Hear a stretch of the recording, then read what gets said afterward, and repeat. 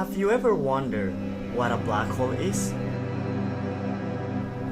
I'm Ernesto Camacho, and in this video I'm gonna share with you the research that I am carrying out regarding these fascinating objects.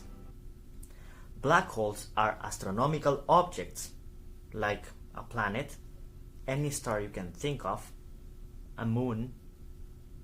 The difference is that black holes are so powerful that they break space-time. What does this mean? Space-time is both space and time. But it's hard for us to picture it because space-time has 4 dimensions. 3 for space, 1 for time.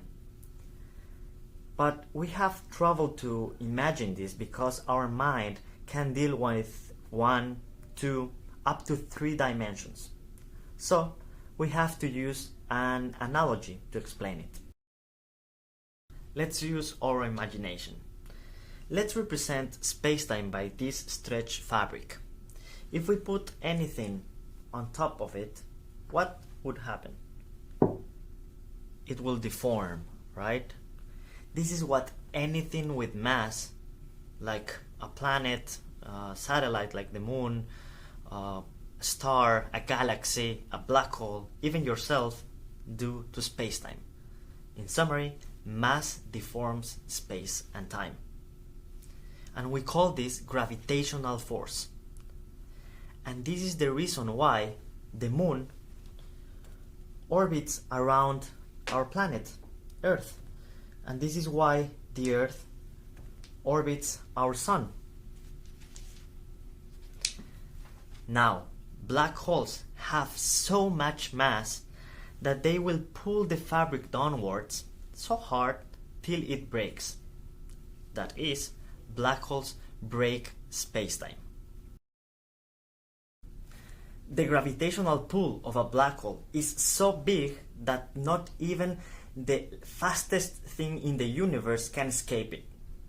And I'm not talking about Flash, the superhero, but light. But, wait a minute. If black holes are black, sitting in dark space, how can we find them? One possibility is using a technique called variability. The idea behind it is the following. Let's imagine there's gas and dust chilling in the universe, floating around, and suddenly it gets trapped by the gravitational pull of a black hole. This gas and dust will start to spin around the black hole, forming a flat pancake structure. It will spin so fast, reaching enormous speeds, that it will get very hot, and therefore it will shine. This way of shining light is a particular feature of black holes, like a fingerprint. But this light is no common light, boring light, like the one of a light bulb, constant. It is variable. And this representation is what I mean when I say variable light.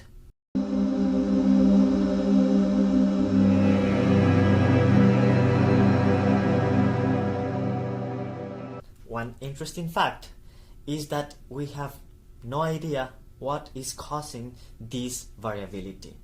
That is an open question. Can black holes get even more interesting? Of course.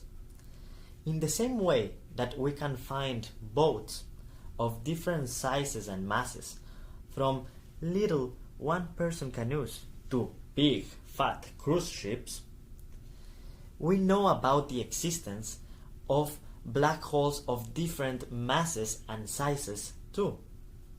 Going from stellar mass black holes, meaning black holes with masses similar to the mass of the Sun, to supermassive black holes, like the one sitting in the center of our galaxy, with masses greater than 1 million times the mass of the Sun. But what about the ones in the middle range? Do they even exist?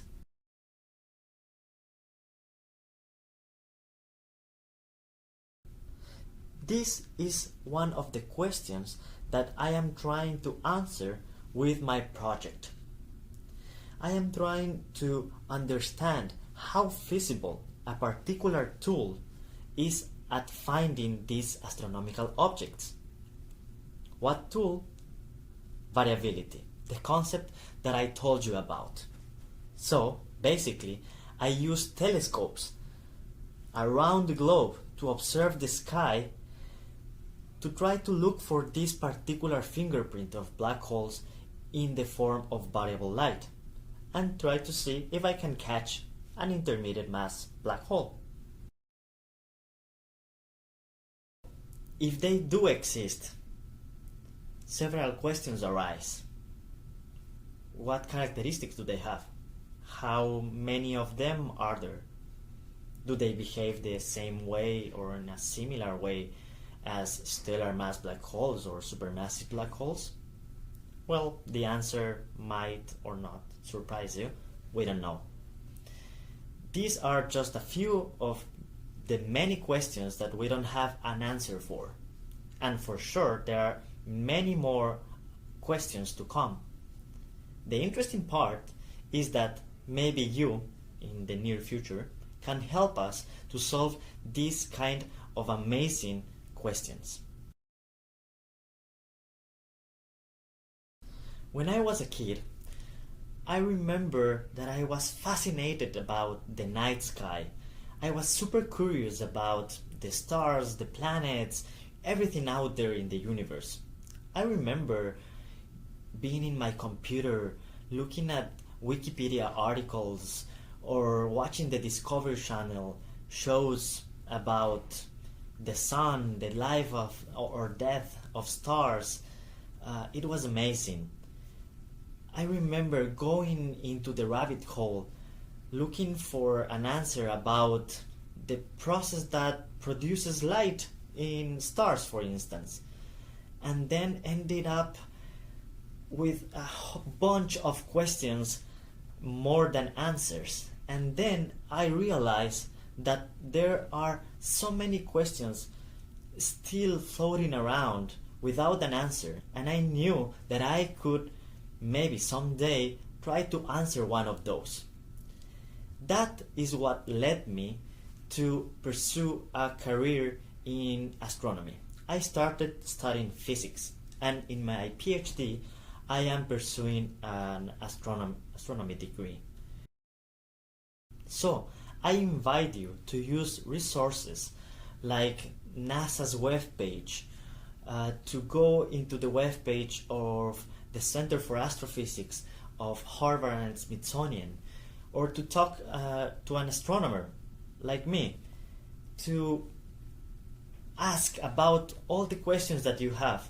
It might be that you don't get a straight answer, but that's the beauty of it. You can keep pursuing one question that will lead you to another one, that will lead you to another one, and so forth. And that is beautiful. The fact that we can be curious about the universe and we have the possibility of doing something about it is outstanding.